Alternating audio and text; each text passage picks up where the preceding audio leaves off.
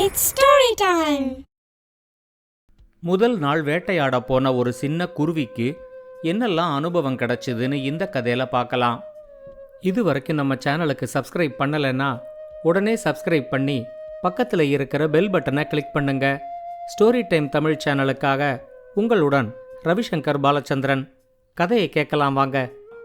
கொல்லிமலையோட ஒரு பகுதியில் ஒரு குருவியோட கூடு இருந்துச்சு. அந்த குருவி பேரு பட்டக்கா.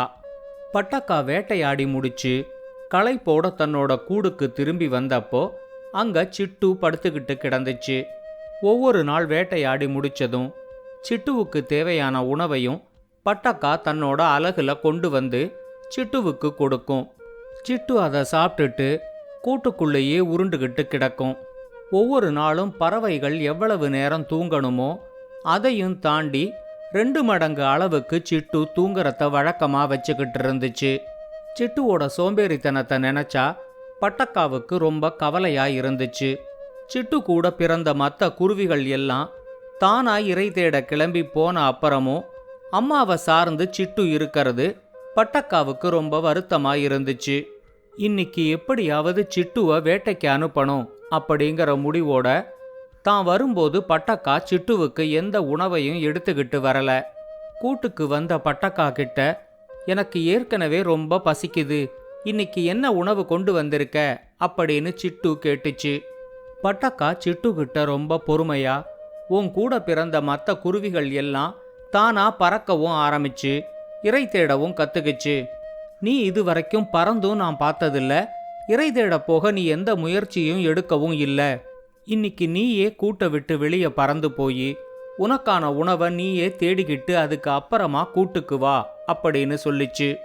இப்ப சிட்டு பட்டக்கா கிட்ட, முதலா நான் பறக்க போறேன், முதலா நான் வேட்டையாட போறேன், ஒரு நல்ல நாள்ல அதை ஆரம்பிக்கணும் அப்படின்னு சொல்லிக்கிட்டு இருக்கும்போதே பட்டக்கா குறுக்கிட்டு, நாமளா உழைச்சி சாப்பிடணும் அப்படின்னு நினைக்கிற ஒவ்வொரு நாளுமே நமக்கு நல்ல நாள் தான், நீ உடனே கிளம்பு அப்படின்னு சொல்லிச்சு. சிட்டு மெதுவா எழுந்திருச்சு கூட்டுக்குள்ளேயே கொஞ்ச நேரம் உக்காந்துருந்துச்சு. ரொம்ப பசிக்க வேற செய்யுது, பட்டக்கா வேற சாப்பிட எதுவும் கொண்டு வரல, சரி இன்னிலேந்து வேட்டையாட கிளம்புவோம் அப்படின்னு அது முடிவு பண்ணிச்சு. கூட்டுக்கு வெளியே லேசா தலையை நீட்டி எட்டி பார்த்துட்டு, வெளியே ரொம்ப குளிரா இருக்கிற மாதிரி இருக்கு அப்படின்னு சொல்லிச்சு. இப்ப பட்டக்கா அதுகிட்ட தெளிவா, வெளியே வெயிலா இருந்தாலும் குளிரா இருந்தாலும் மழையா இருந்தாலும் நீ இன்னைக்கு வேட்டையாடி மட்டும்தான் சாப்பிட்ற, நீ வேட்டையாட போறதுக்கு முன்னாடி நான் சொல்ற எல்லாத்தையும் மனசுல நல்லா பதிய வச்சுக்க. முதலா பறக்கும்போது பறக்கறத்துல மட்டும்தான் உன்னோட கவனம் இருக்கணும், புதுசா நீ எதையுமே முயற்சி செய்யக்கூடாது.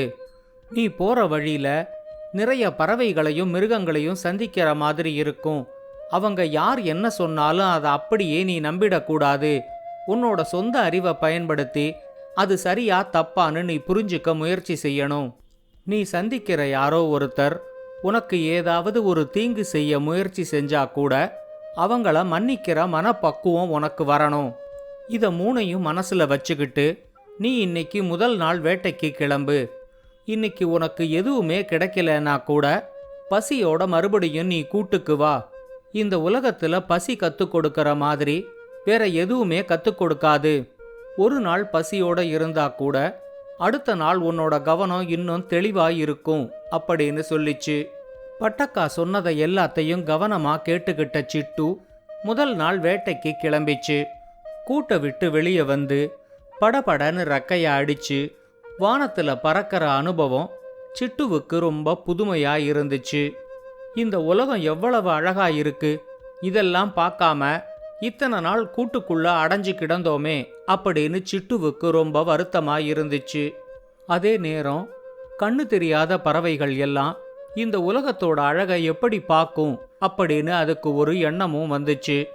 இந்த எண்ணம் வந்ததும் ஒரு நிமிஷம் அது தன்னை கண்ணு தெரியாத பறவையா நினைச்சுக்கிச்சு. ஏற்கனவே பறந்துகிட்டு இருந்த அதே வேகத்துல இப்ப அது 2 கண்ணையும் இறுக்கி மூடிக்கிட்டு பறக்க ஆரம்பிச்சுது. முதலா பறக்கும்போது பறக்கறத்துல மட்டும்தான் உன்னோட கவனம் இருக்கணும், வேற எதையும் புதுசா முயற்சி செய்யக்கூடாது அப்படின்னு பட்டக்கா சொன்னதை அது மறந்தே போயிடுச்சு. கண்ணை மூடிக்கிட்டு பறந்துகிட்டு இருந்த சிட்டு கொஞ்சமா திசை மாறி அங்க இருந்த ஒரு பனை மரத்து மேல வேகமா மோதிக்கிட்டு உருட்டி அடிச்சுக்கிட்டு அந்த பனை மரத்தடியில கீழே விழுந்துச்சு. 2 நிமிஷம் மயக்கத்துல அப்படியே கிடந்த சிட்டு மெதுவா கண்ணை திறந்து பார்த்துச்சு. பசி மயக்கத்திலையும் தலையில அடிபட்ட மயக்கத்திலையும் அது தன்னை மறந்து அங்கேயே ஒரு நிமிஷம் உக்காந்துருந்துச்சு. அம்மா சொன்னதை கேட்டு கவனமா பறந்திருக்கலாம் அப்படின்னு அதுக்கு இப்ப தோணுச்சு. இங்கேயே ஏதாவது சாப்பிட கிடைச்சா அதை சாப்பிட்டுட்டு மறுபடியும் ஜாக்கிரதையா கூட்டுக்கு பறந்து போயிடணும் அப்படின்னு அது நினைச்சிச்சு. ஏதாவது உணவு கிடைக்குமான்னு அது தன்னை சுத்தி இருக்கிற எல்லா இடத்தையும் பார்த்தப்போ கொஞ்ச தூரத்துல ஒரு புழு மெதுவா நகர்ந்து போய்கிட்டு இருக்கிறத அது கவனிச்சுது. தன்னை ஒரு சின்ன குருவி கவனிக்கிறது கூட தெரியாம அந்த புழு மெதுவா நகர்ந்து போய்கிட்டு இருந்துச்சு. அந்த புழு பேரு தாதாஜி. ராத்திரி முழுக்க மற்ற புழுக்களோட அது தன்னோட பிறந்த நாளை கொண்டாடிட்டு காலையில தூக்க கலக்கத்துல எழுந்திருச்சு. தன்னோட இடத்துக்கு அது திரும்ப வந்துகிட்டு இருந்தப்பதான் சிட்டுவோட கண்ணுல பட்டுடுச்சு. அரை மயக்கத்துல இருந்த சிட்டு தனக்கு கிடைச்ச முதல் இரைய விட்டுடக்கூடாது அப்படிங்கிற எண்ணத்துல தாதாஜிய அப்படியே தன்னோட அலகுல கொத்திக்கிட்டு பறந்து போய் பக்கத்துல இருந்த ஒரு மரக்கிளையில உக்காந்துச்சு. சிட்டுவோட அலகுல மாட்டிக்கிட்ட தாதாஜி வலி தாங்க முடியாம கத்திச்சு.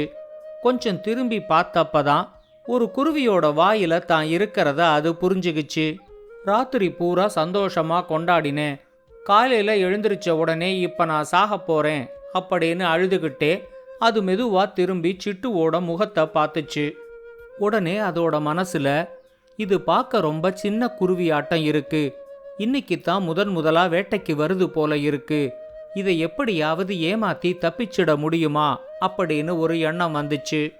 அது மெதுவான குரல்ல சிட்டுகிட்ட, உன்னை பார்த்தா ரொம்ப பசியோட இருக்கிற மாதிரி தெரியுது, என்ன மட்டும் திங்கறதுனால உன்னோட பசி கண்டிப்பா குறைய போறதில்ல, ஆனா நீ என்ன உயிரோட விட்டுட்டா நான் உனக்கு நிறைய பூச்சிகள் இருக்கிற ஒரு இடத்தை காட்டுவேன், உனக்கு எவ்வளவு பூச்சிகள் வேணுமோ அவ்வளவு பூச்சிகளை நீ சாப்பிட்டு உன்னோட பசியை தீர்த்துக்கலாம் அப்படின்னு சொல்லிச்சு.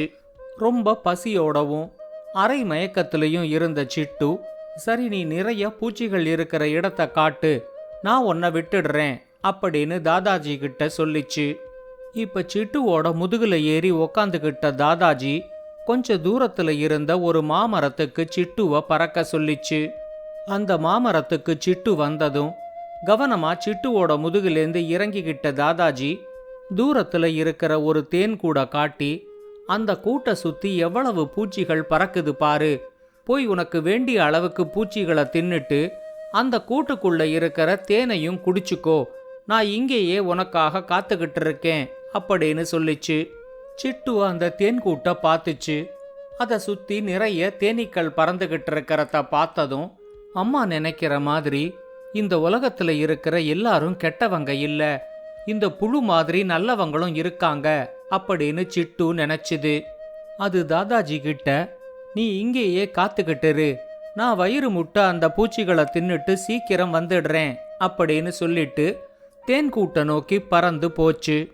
தாதாஜி இப்ப ஒரு காஞ்சு போன இலைக்கு அடியில ஒளிஞ்சுகிட்டு என்ன நடக்குதுங்கிறத வேடிக்கை பார்த்துக்கிட்டு இருந்துச்சு. தேன் கூட்டுல இருந்த ஒரு தேனி சிட்டு தங்களோட கூட்டை நோக்கி பறந்து வரத்த பார்த்ததும் தேன் கூட்டுக்கு சிட்டுவால ஆபத்து அப்படின்னு புரிஞ்சுக்கிட்டு வேகமா சிட்டுவுக்கு எதிரில் வந்து சிட்டுவோட நடு மண்டையில தன்னோட கொடுக்கால நங்குன்னு கொட்டிட்டு இன்னொரு பக்கமா பறந்து தப்பிச்சு ஓடிடுச்சு.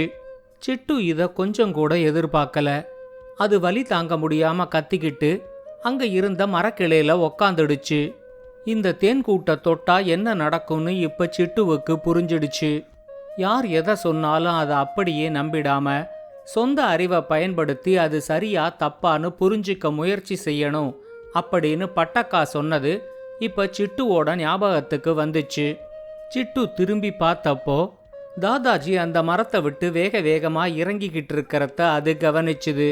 இவனை சும்மா விடக்கூடாது அப்படின்னு நினைச்சுக்கிட்டு அது தாதாஜி இருந்த இடத்துக்கு வந்தப்போ தாதாஜி சிட்டுகிட்ட, இந்த தேனீக்களே இப்படித்தான், சேகரிச்சு வச்ச தேனை யாரோடையும் பகிர்ந்து சாப்பிடாது, இது எவ்வளவு மோசமான பழக்கம்னு பாரு, உனக்கு இருக்கிற பசியில நீ அவசரப்பட்டு என்ன தின்னுடாத, உன்னோட சாப்பாட்டுக்கு வேற என்ன வழி இருக்குன்னு நான் யோசிக்கிறேன் அப்படின்னு சொல்லிச்சு. தாதாஜி சொன்னதை கேட்டதும் சிட்டுவோட கோபம் இன்னும் ரொம்ப அதிகமாயிடுச்சு. ஆனா அந்த சமயத்துல நீ சந்திக்கிற யாரோ ஒருத்தர் உனக்கு ஏதாவது ஒரு விதத்துல தீங்கு செஞ்சிட்டா அவங்கள மன்னிக்கிற மனப்பக்குவம் உனக்கு வரணும் அப்படின்னு பட்டக்கா சொன்னது சிட்டுவோட ஞாபகத்துக்கு வந்துச்சு.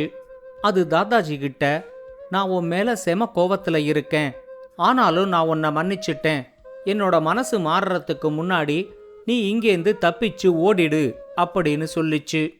சிட்டு சொன்னதை கேட்டதும் தாதாஜி அந்த மரத்திலேருந்து அப்படியே கீழே விழுந்து எவ்வளவு வேகமா தப்பிச்சு ஓட முடியுமோ அவ்வளவு வேகமா தப்பிச்சு அங்கேருந்து ஓடிடுச்சு. சிட்டு பசியோட தன்னோட கூட்டுக்கு திரும்ப வந்துச்சு.